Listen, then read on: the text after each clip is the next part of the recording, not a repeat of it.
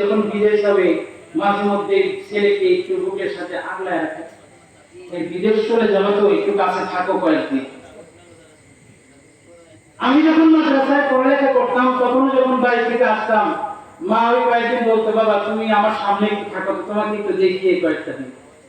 এখনো আমার বাড়ি না পড়ে বরিশালে আমি খেদমত করি, এখনো যখন বাড়ি থেকে আসি আমার মা বলে যে বাবা চলে যাবেন, কয়েকদিন আমার সামনে একটু থাকো, তোমাকে দেখি।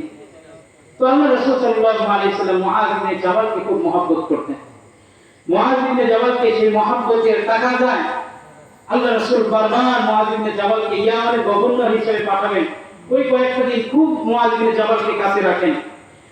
তো যখন মুআয ইবনে জাবালকে ইয়ামানের গভর্নর হিসেবে পাঠান, তো আল্লাহ রাসূল সাল্লাল্লাহু আলাইহি ওয়াসাল্লাম মুআয ইবনে জাবালকে উঠে পিঠে উঠাইছেন।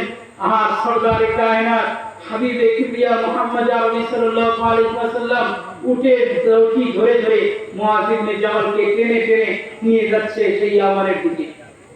মুহতারাম হাজিরিন, বাদশা কাল বলে দেখেন, মুআয ইবনে জাবালকে অর্ধেক রাস্তা যাওয়ার পরে মুআয ইবনে জাবালকে বললেন, মুআয তোমাকে তো আমি দিচ্ছি ইয়ামানের গভর্নর হিসেবে, মুআয তুমি যখন আবার মদিনায় ফিরে আসবা তখন তুমি আমি আর মুহাম্মদকে দেখবা, মুহাম্মাদের কবর দেখবা।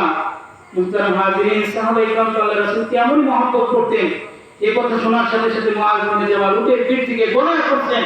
আল্লাহ রাসূল সাল্লাল্লাহু আলাইহি ওয়াসাল্লাম মুআয ইবনে জাবালকে একেবারে হাদিসের মধ্যে আছে যে বুকের সাথে জড়ায় ধরছেন। আল্লাহ রাসূল জড়ায় ধরে বলে, মুআয কান্না করিও না, তুমি তো আমাকে দেখলা, আমার কথা শুনলা, আমার সাথে বসলা, আমার মহব্বত হৃদয়ে বপন করলা।